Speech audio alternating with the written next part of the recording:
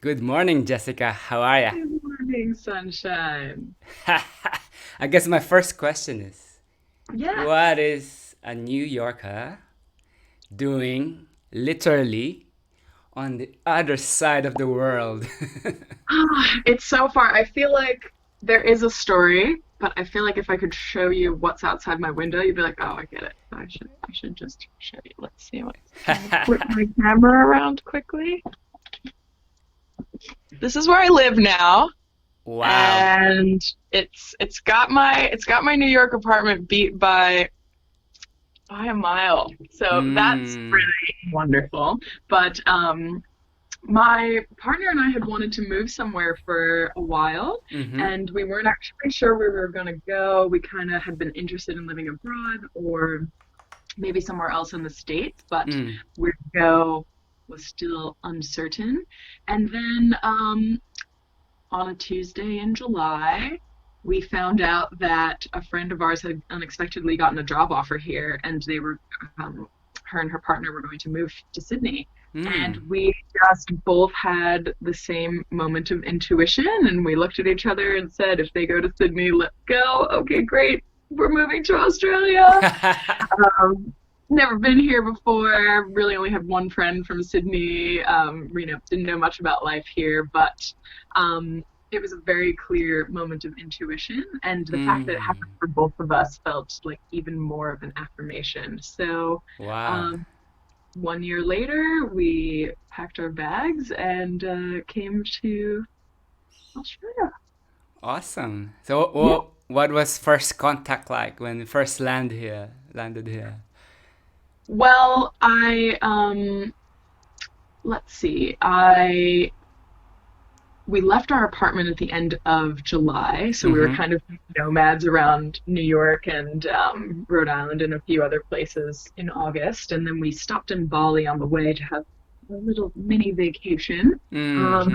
And we were actually really fortunate when we arrived. So our one friend in Sydney, we had met her on the dance floor in the middle of the night, July Mm. a few years earlier, and we stayed in great touch. And when we were moving here, she said, my family is looking to um, purchase an investment property, and so we could all go live there together. So Wow. they were still looking for their property, so we actually all moved into her family home together, which was really um, a wonderful gift to kind of have a safe place to land and to have a little family to kind of help us get adjusted and get settled. So that was a really nice soft landing when we That's arrived. awesome. That's super awesome. So it seems that you're meant to be here. Yes, it's Yeah. very clear that I was definitely meant to be here. So yeah, it's kind of interesting how the universe leads you in certain directions. And for me, so I'm a health coach as well, and Mm. all of my work is centered around how do we connect people back to their intuitive guidance system. And for Mm. me, this move here was actually one of the first really big, tangible, follow your intuition, look what happens moments for me Mm. that really kind of shifted the way I wanted to approach my work. And so Mm. that's what I get really excited about helping people with because it's a pretty wonderful way to look at the world. Mm. So how did that work for you? Did you feel it in your body, or was it like a vision or a voice, or just Well, curious? Yeah, yeah. it's so interesting, and this is kind of something that I help people do is how do Mm. we how do we identify how our intuition speaks? And I find Mm. that for myself and for lots of my clients, it's very different in a variety of situations. So really, the most important thing is to start cultivating practices that allow you to quiet the thinking mind so that you can Mm. identify what an actual intuitive feeling looks, sounds, or feels physically like, uh, Mm. versus having a thought perhaps run away with you and present itself as intuition, if that makes sense. So for me, sometimes Mm. it's a really clear message, loud and clear. It's just some words that I know that's the answer, or sometimes I feel things very physically, like I get a little tingle, and that's my little sign. Hmm. So let me see if I get this. So it's more like it's less about the signal, but it's more about the reception. It's getting oneself ready to receive the signal. Is that right? Yeah, that's actually a wonderful way to explain it. And that's kind of where I get excited about helping people is Mm. kind of building those small personal practices that bring you to that state of, of peace and balance where, yeah, you're able to feel, hear, see, the subtle, right? And Mm. it's Mm. hard to notice the subtle if we're wrapped up in busy things all the time. So, can you give some examples of these practices that you help your clients with? Yeah, sure. So, some of the we do kind of a few different things, but generally a combination of some breath work and some meditation. Mm. Um, and I do one-on-one counseling as well. But the breath work and the meditation, we usually do just a few exercises that are a few minutes long, and the goal is really to expose you to a variety of tools so Mm. that you can actually sit down and intuitively choose from the collection, Mm. right? That's good. Yeah. Yeah. We don't need the same thing every day. And so to Mm. be empowered by knowing that you actually know exactly what you need is best for you, Mm. then all you need is really a big toolkit to pull from. It feels good. It's like you have this palette of colors, and each day you do a painting of practices, like something like that. Yeah, absolutely. And really for me it had to be that way. Mm. I was a little rebel, and for me, being told what to do or having to do things a certain way all of the time, I found that I was really rebelling against that, even if I was the person putting it in place for myself. So, I'm going to rebel against my own rules, the rules that even I if it's not created. going to benefit me, yes. Yeah, yeah. So I really kind of had to find a workaround that, rebel personality in me. And for me, that was really identifying I have the freedom to personalize and intuitively choose my practices that support me in every situation. And that's what I want to give to people as well, just to empower people really that you do know yourself best. Awesome. Do you have like some general anonymous stories of clients you've helped? Just to give an idea how is it a journey or is it more like like a story arc of how this thing works? If you Well, want. it's really kind of one of the general things that happens in my Yeah. work. So the way I do my one-on-one work is we do this combination of some breath work, usually a short meditation. A lot of times I use Kriya exercises from the Kundalini yoga tradition because they're Oh, very awesome. powerful. Mm-hmm. And you can do them for quite a short period of time and still have them be very effective. So, Mm.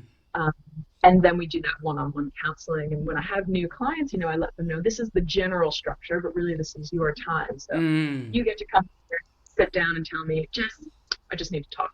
Mm. Or I really like to sit down and just do a breath exercise and move in. And at first, usually people sit down and go, okay, what should I do? And so it's just, a habit, right? And then so I kind of put the question back to them and say, what are you feeling right now? And it's really interesting for me how quickly um, when I'm here to give people permission and encouragement to choose for themselves, actually how fast they take it up, right? We're so Mm. used to asking for advice or asking for permission or having somebody tell us what to do that sometimes it's a little uncomfortable in the beginning to come back to yourself and just choose. Mm. And one of the things I think that happens really quickly and naturally is people move out of that indecision or I don't know very quickly. That's amazing. As you were saying that, few things came to me. So one is Yeah. many years ago, I met this Kriya. I think you should call him a guru or master. He came to Sydney, and it's just like this guy just walked in, and I could feel his field. Right? Like he hasn't said anything, he hasn't done anything. He just entered the room, and suddenly there's this like field that calmed the room down. I don't know how it works. It's just like this these people doing Kriya who are masters of this have this field that's really big, but also Yeah. settling. It's like solid but soft, and then you just go, Really grounded. Yeah. and then he just looked at people, and even before he spoke, I feel he was already speaking, but in a Mm. non-verbal way. So that was interesting, and that's And the second thought that came to me while you were saying that is, yeah, I find that, with people, the answers are already here. We just need someone to pull it out or allow it to come out, right? Because, like, Yeah. if I'm talking to you, I really wouldn't know what's going on inside you. All I could do is allow for what's inside to come out and feed it back to you, right? And then let you process it. Yeah, yeah. And it's so interesting as well because through that work, people also understand on some level also how to do this for others, right? And this is Mm-hmm. how we create foundation for deeper relationships and more meaningful connections when we understand how it feels to be heard and to have someone Mm-hmm. hold space for us to share. So that we build ourselves up to a place where maybe we can do that for someone else when they need that too. And not necessarily in a professional setting, but just, for our friends, for our family member, or, for even an acquaintance who, maybe we notice in a moment needs to share. Mm. So I feel that that's one way we can all, um, help each other heal and grow together. Mm. Yeah, I believe it's a much needed thing to do, space to do, especially here in Sydney. I'm not sure if you noticed, because I've lived for a few bits in New York, a few days in the West Village in a friend's place, and I like New York because there's people everywhere. I feel even though I don't know them, or actually it's more friendly in the villages. You kind of Yeah. people talk to you, not in the Manhattan tourist area where everyone's just doing their thing, but in the villages, people look at you in the eyes. You could actually talk to them even if you don't know them. But Sydney seems more spread out. So I think it's Very easier. spread out. Yeah, it's easier for in Sydney to feel lonely because if you don't have your group, you're just a lot of space. You don't see. What I mean. People don't really. How would I correct? There's less friction of bumping into people, unlike in New York, you actually Yeah. bump into everyone and you feel their field all the time. You have no choice because they're everywhere. I'm curious to see Yeah. how would you compare that for you growing up in New York or living in New York for a long time and then coming to this very spacious place. It is. It's really spread out. And actually, the first day that we went to the city when we first came here, we went down to, I don't know, Martin Place or something at Mm, mm. 6:30 p.m. on a Monday night, and I got there and I said, "Is this rush hour? I feel like I should be whispering." It's so quiet for me because when you leave your office in Manhattan Yeah, at 6 o'clock, you're fighting to get wherever you're going. So yeah, so yeah, to me, it never feels that busy or frenetic kind of energy. yeah. And I will agree that it definitely takes more effort to make connection. Mm, I don't feel that people are looking for it the same way here, if that makes sense. Maybe people aren't looking up. mm, mm.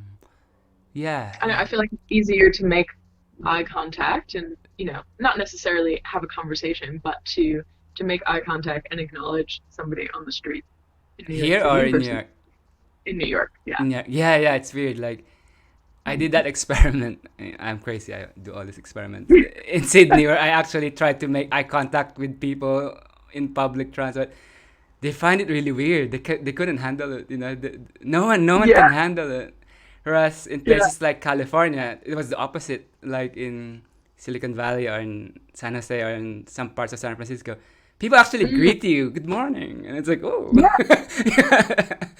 it's like that's new. Yeah. People are very Absolutely. friendly here. And I think New Yorkers get a bad rap because people say like New Yorkers are mean or whatever. Yeah, But I think it's a misunderstanding yeah, because real New Yorkers want anybody who's not from there to love their city just as yeah, much as they do. yeah. So if you approach somebody and you have a question, they will spend the time, Mm, mm, sharing mm. and helping as much as they can, just as long as you're not in the way when things are busy. It's that kind of energy. I think that's why it gets a bad rap. It's just um, people are busy. So as long as Yeah, you're not disrupting the flow of that busyness, then people are really happy to stop and make sure that you're having a wonderful New York experience. yeah. I agree. Like I think bigger cities, because I've lived in London as well. So the bigger cities have a kind of intelligence. So people know Yes. where to walk. People, there's like a rhythm. And Yeah. then Yeah. whereas in Sydney, it's not there yet, maybe in scale, so that like people walking all sides of the roads, like or of the Oh, sidewalk. Whereas so fun. in New York, it's so clear, right? Like or in Yeah. London. Here's like, oh, why is he walking straight to me? Shouldn't? Yeah, it's a different feeling the vibe, the Yeah, the city absolutely. intelligence, right? It's really interesting to put it that way. And I think, yes, because we're in a place where there's so many people from all different parts of the world, there is no, this is how it is on one way, this is how it is on the Mm. other. So when I first got here, I was like, it's really hard to walk in this place. Yeah, even though there's plenty of space, it's interesting. It's Yeah. good to compare. And on that topic of connection, I got to know of you because of Daybreaker. Would you like to say something about that? Yeah. Yeah, Daybreaker is such a magical gift to the world, and I'm so Mm. excited for that and grateful to be a part of building that here in Sydney. So Daybreaker started in New York Mm. 6 years ago by a woman named Radha Agrawal and another friend of hers, and they were kind of disappointed with the party scene in New York. They had kind of gotten tired of going out and not having real connections and people being kind of messed up all the time, angry security guards, and they kind of stepped back and said, "This isn't really like a nice environment." And so Mm. I had an idea for a social experiment. They said, "What if we woke up and had a party in the morning with no Mm. substances? What would that be like?" And they tested it out, 160 people. And from there, it really grew into a whole movement, not just in New York City, but now 6 years later, we are spread to 28 cities across the Mm. globe. Mm. We just had our 1 year birthday here in Sydney. So Awesome. we were number 25 last February. And it's really interesting how it came to me, which also, again, very clear sign from the universe and a gift. Mm. So when Daybreaker came to Sydney, I was very, very excited because I used to attend when I lived in New York. Mm. And the first event, I had an amazing time, and I just made sure when I was leaving that I said hello to the organizers and that I just loved what they were doing and I'd love Mm. to be involved. And um, we didn't end up having time to sit down and chat until the day before their second event, which was in May of 2019. Mm. A few weeks before that, I had really unexpectedly lost a job managing a wellness clinic here in Bondi Junction. Mm. And even though it was really shocking and sad, my boss and I were really disappointed to let the business go. We both had an intuitive feeling that it was making room for something else. Mm. Mm. So even though my work is here to help people with intuition, I, Mm. in a moment of uncertainty, was not tapping into my intuition. And I had been offered a Mm. job that was, um, you know, being given to me on a silver platter. It seemed like the perfect opportunity. All the pieces were there, but it just didn't feel right. And it was just a bit Mm. more towards beauty than wellness for me. And I've been in wellness for quite some time now. Mm. And but there was that little uncertainty of, oh, should I be doing this because this is the next thing? And I was becoming physically ill. I was like, why do I feel physically ill when I think about it? It's so strange. What could that feeling be? So Mm. once I tapped back into my intuition and it was shouting at me, you don't want the job, I recognized this on like deciding this the night before. I happened to have a coffee meeting with Kristen, who's the other Yeah. producer at Daybreaker. Woke up the next morning, went to meet Kristen. We had planned to just have a little chat. Was planning to offer to volunteer to help with the event. We were talking to each other for 2 hours straight, really hit it off, insane connection. And at the end of our chat, which was totally unexpected, she said to me, listen, my co-producer is going to be traveling a lot in the next few months, and I could really use an extra hand. Do you want to come on board with the team? So I was not Wow. expecting her to offer me my dream job at all. And and here we were. So that was an amazing shock and surprise, and also affirmation that I have moved in the right direction. And then I turn around to go pay for my coffee in this cafe. The woman who owned the clinic that was offering me the other job was actually sitting there.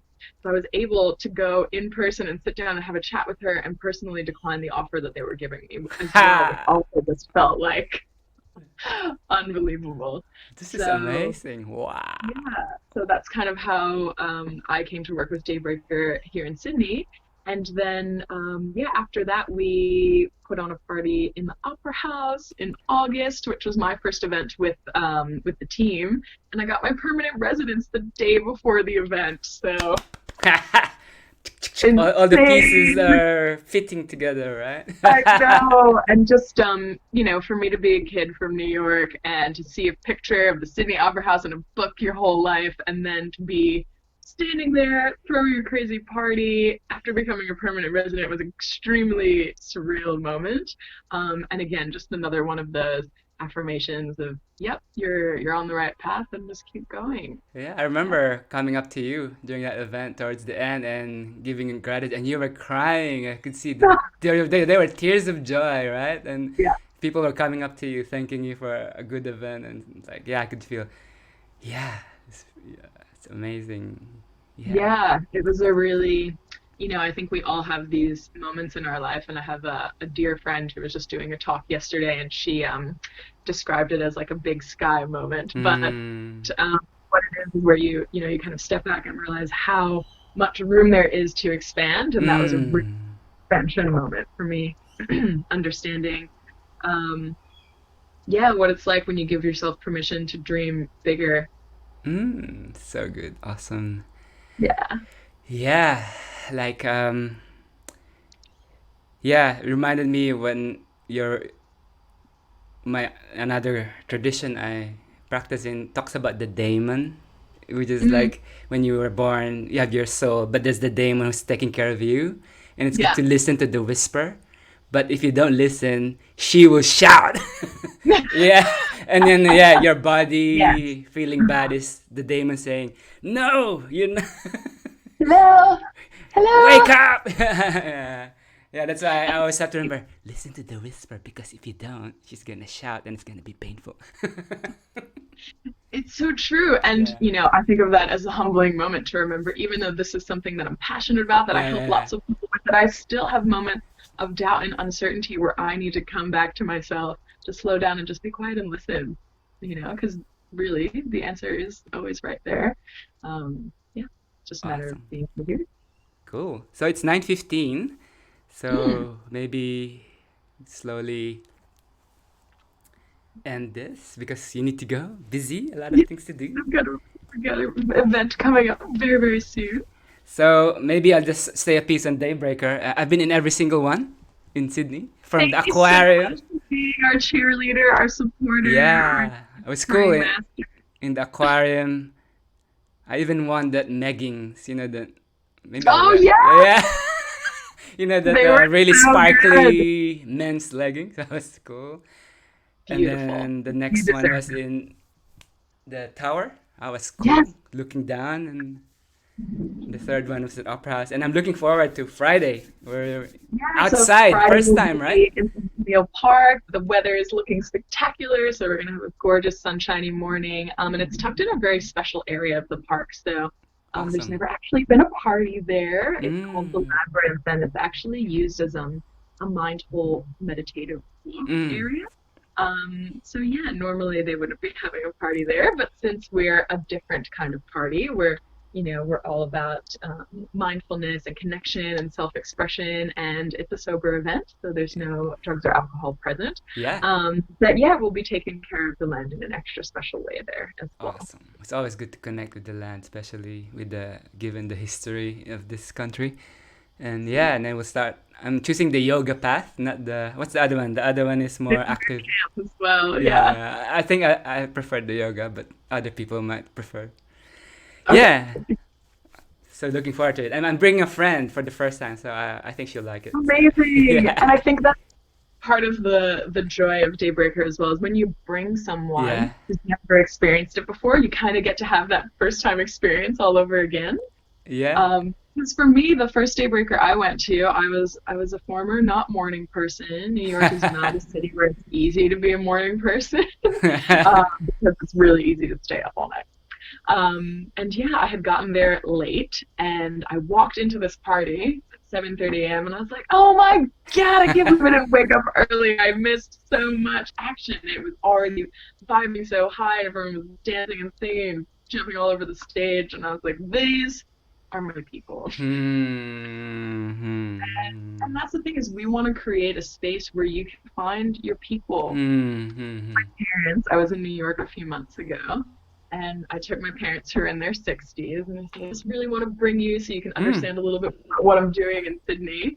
Um, and the number one thing they said they both loved so much is that everyone was just so nice. It's Hmm. like people of all ages, everyone's coming there with the intention to have a beautiful morning together, Hmm.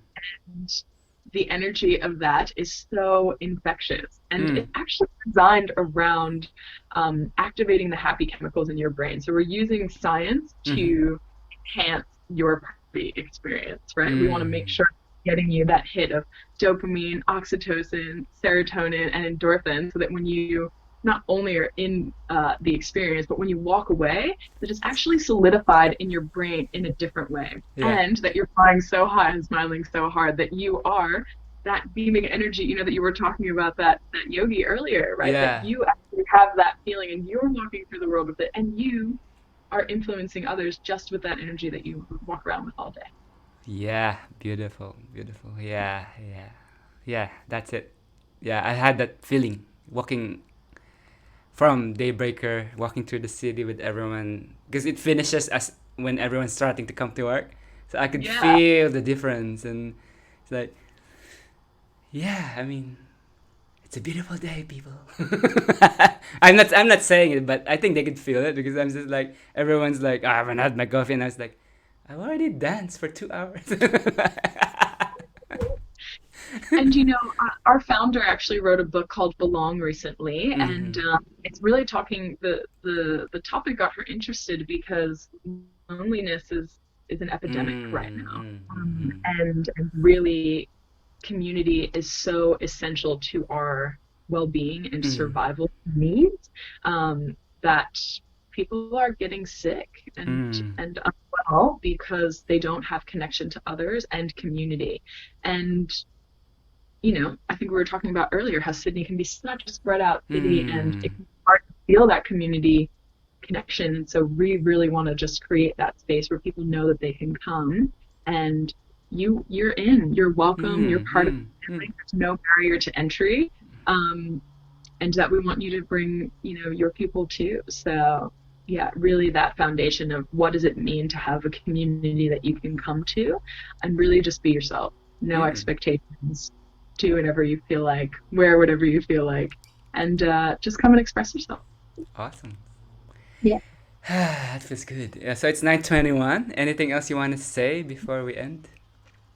Um, hmm.